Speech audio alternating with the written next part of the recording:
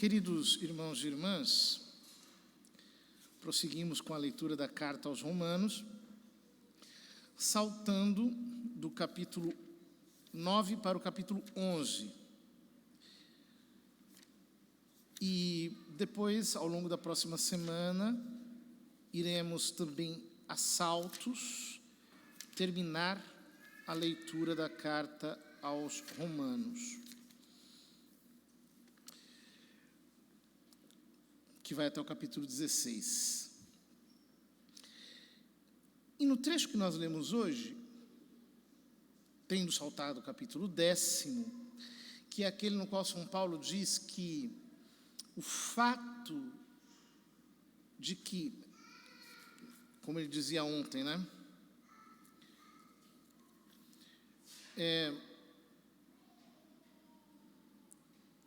Aos israelitas pertencem a filiação adotiva, a glória, as alianças, as leis, o culto, as promessas, os patriarcas, inclusive a descendência carnal do Messias. E mesmo assim, ele se tem endurecido, não deve servir para que nós nos gloriemos, mas para que nós tenhamos temor. Por quê? Diz São Paulo, se Deus tratou assim a oliveira verdadeira, que era Israel, o que ele não fará com a oliveira silvestre, que são aqueles que estão fora do povo de Israel, com nós todos, os pagãos, que nos convertemos a Cristo. Portanto, São Paulo mostra como nós temos uma responsabilidade muito grande, porque Deus nos deu a salvação para que nós pudéssemos aceitá-la. Isso é um grande mistério, mas ao mesmo tempo mostra que quando o assunto é salvação, não há meio termo. Quando o assunto é pecado, não há meio termo. Vejam, Lúcifer era o anjo mais elevado do céu. Por um único pecado, ele e 1/3 dos anjos foram jogados no inferno. Caíram instantaneamente, como as folhas de uma árvore que se caíssem de uma vez, um raio. Pá. Adão também cometeu um só pecado. E quantos males não vieram por esse único pecado que ele cometeu, que de si, inclusive, era de matéria leve.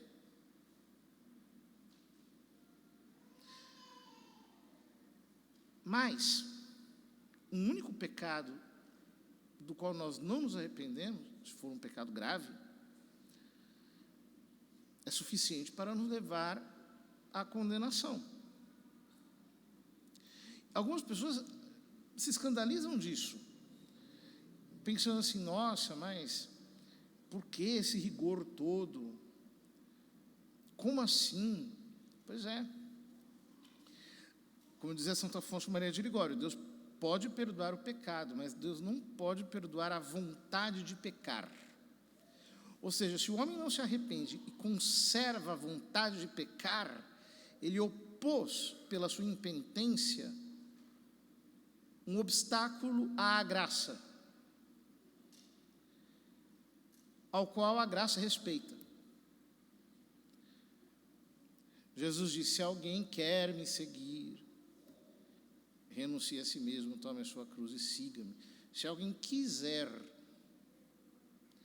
essa doutrina calvinista da graça irresistível, que os eleitos recebem uma graça a qual eles não podem resistir e se convertem, e por essa graça, infalivelmente, eles perseveram até o final da sua vida. Não é assim que funciona. realmente não é assim. O homem tem a liberdade sinistra, misteriosamente sinistra, de rejeitar a graça. Isso aconteceu com Israel. O povo de Israel, na sua maioria, rejeitou o Messias. Por isso, São Paulo se faz hoje uma pergunta: será que Deus rejeitou o seu povo? Porque se fosse isso, todas as promessas do Velho Testamento estariam negativadas. Mas São Paulo responde: de modo algum. Por quê? Pois também eu sou israelita, da descendência de Abraão, da tribo de Benjamim. Deus não rejeitou o seu povo, que ele desde sempre considerou. Eu pergunto: acaso eles tropeçaram para cair? Não, de modo algum. Já um salto para o versículo 11. De fato, o passo em falso que eles deram serviu para a salvação dos pagãos, e a salvação dos pagãos, por sua vez, deve servir para despertar ciúme neles. Muito forte isso. Ou seja, aqui está contida a doutrina do remanescente de Israel, daquele pequeno resto que permaneceu fiel e acolheu o Messias.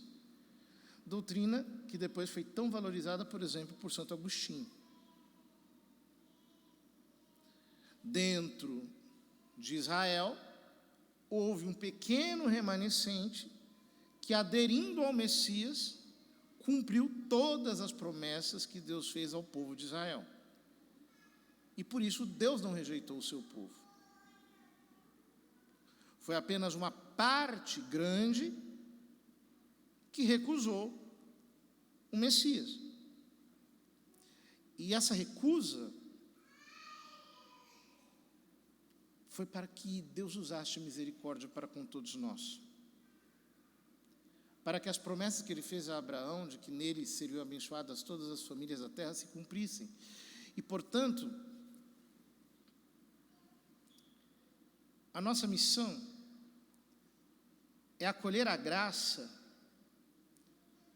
de tal modo que a salvação de São Paulo deve servir para despertar ciúme neles.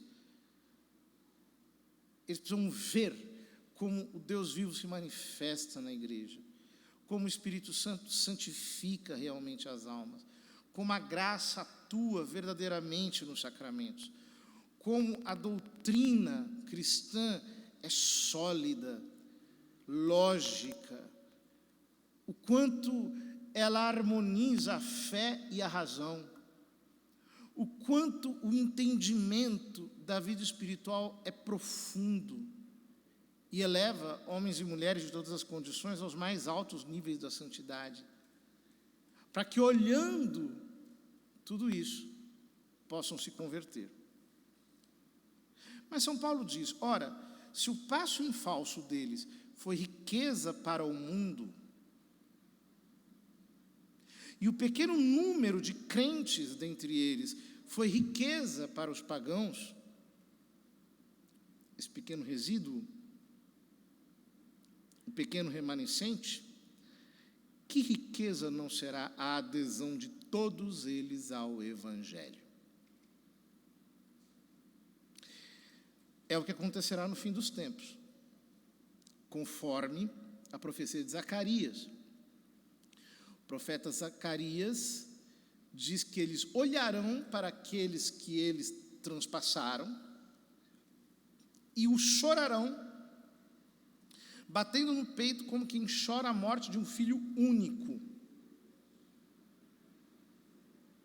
Será o momento em que Cristo retornará,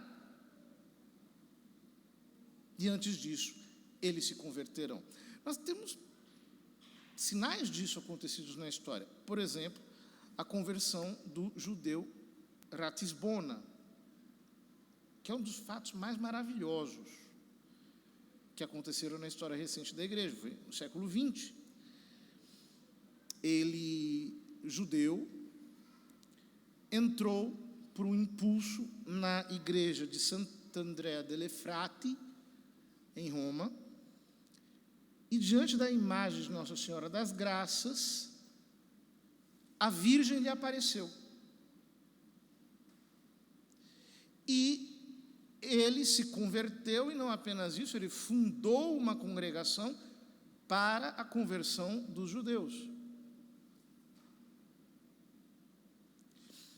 Uma conversão milagrosa, extraordinária. Vejam, tudo isso é muito sério. E por isso São Paulo diz: irmãos, para não serdes presunçosos por causa da vossa sabedoria, é importante que conheçais o mistério, a saber, o endurecimento de uma parte de Israel é para durar até que a totalidade dos pagãos tenha entrado na salvação. Isso Nosso Senhor diz no sermão escatológico: Jerusalém será pisada pelos pagãos até que se complete o tempo dos pagãos. E então, diz São Paulo, todo o Israel será salvo, como está escrito: de Sião virá o libertador, ele tirará as impiedades do meio de Jacó. Essa será uma realização da minha aliança com eles, quando eu tirar os seus pecados. De fato, com relação ao Evangelho, eles são inimigos para benefício vosso. Mas com relação à escolha divina, eles são amados por causa dos patriarcas, pois os dons e a vocação de Deus são irrevogáveis. Ou seja, no mesmo versículo, São Paulo diz que eles são inimigos para o benefício vosso, até que se complete o tempo dos pagãos, e são amados por Deus por causa dessa vocação irrevogável que receberam no Velho Testamento de serem um povo no qual se encarnaria o Messias. Portanto, os propósitos de Deus com Israel se referem à sua conversão ao Messias. Por que é importante que nós saibamos disso? Porque quando, depois da destruição do Templo de Jerusalém, em 72, depois de Cristo, a religião judaica foi, por assim dizer, destruída, tal como era até então, e no ano 120, mais ou menos, da era cristã, houve uma revolta em Jerusalém por um judeu chamado Bar Kokhba, que se proclamou Messias, e por causa disso, Roma entrou, dispersou todos os judeus, obrigando-os a sair daquele território, e aquele território permaneceu pelos séculos como um território árabe, basicamente. Foi no final do século XIX que começou o movimento sionista, que visava a repatriação em Israel. Começaram a comprar terrenos, etc., para se estabelecerem ali, e em 48 foi criado o Estado de Israel. Quando isso aconteceu, os evangélicos que professam a doutrina do dispensacionalismo. O que é a doutrina do dispensacionalismo? É a doutrina que diz que a história humana é dividida em dispensações. Grosso modo, você tem a dispensação do Velho Testamento, depois você tem a dispensação do Novo Testamento, e você vai ter a dispensação dos tempos finais. E eles acham que antes de que comecem os tempos finais, haverá o arrebatamento da igreja, o templo será reconstruído, para que literalmente se cumpra aquilo que está escrito no livro do Apocalipse, de maneira literal. Vai ter o templo, aí o anticristo vai se sentar no templo, etc, etc, etc. Ora, com a criação do Estado de Israel, os dispensacionalistas foram ao alvoroço. Agora vai se cumprir tudo. Israel está voltando para Jerusalém, para o povo judeu está voltando para lá, etc. E começou uma onda de judaicização, que existe até os dias de hoje. Quando, na verdade, tudo isso não tem pé nem cabeça, porque se nós lemos o que São Paulo está escrevendo de maneira muito atenciosa, nós veremos que os propósitos de Deus se resumem a que Israel se converta antes da segunda vinda de Cristo. Então, somente isso? Mais nada? Todo o resto é delírio, que é o que mais tem hoje, né? As pessoas pegam a Bíblia e elas roteirizam o Apocalipse. Mas não é que o roteiro está lá, você pega um pedaço aqui, um pedaço ali, um pedaço cá, aí você monta o seu roteiro, aí o outro monta um outro roteiro, aí um outro monta outro roteiro, e esse quebra-cabeças parece que se encaixa aqui, parece que se encaixa lá, e na verdade está tudo desmontado. Nós não temos autorização divina para roteirizar o fim dos tempos, isso só Deus é que sabe. E por causa disso, as pessoas cometem grandes confusões, inclusive de ordem prática e inclusive até política. Ora, o que nós temos que saber? A igreja sempre rezou pelos judeus. Houve um momento em que essa oração era muito mais baseada na primeira parte do versículo 28. Eles são inimigos para o benefício vosso. Depois ela se tornou uma oração mais baseada na segunda parte do versículo 28. Eles são amados por causa dos patriarcas. Mas, em todo caso, a igreja sempre orou por eles para que a luz do Evangelho possa chegar ao seu coração, porque são amados de Deus. O fato é que a rejeição de Cristo não é uma coisa qualquer. Porque Jesus Cristo é o Logos. Ele é o Logos eterno. A criação inteira possui uma lógica intrínseca. E esta lógica intrínseca é alguém que se encarnou. É o próprio Deus encarnado. A rejeição de Cristo é, portanto, uma rejeição da ordem lógica do universo. E por causa disso, essa rejeição contém em germe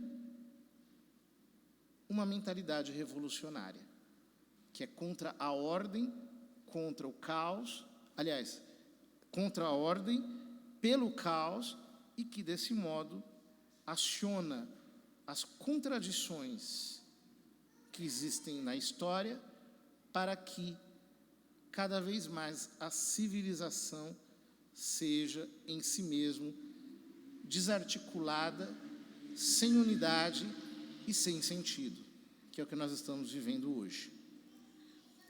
Que nós possamos, pela graça de Deus, anunciar Cristo, que é o Logos.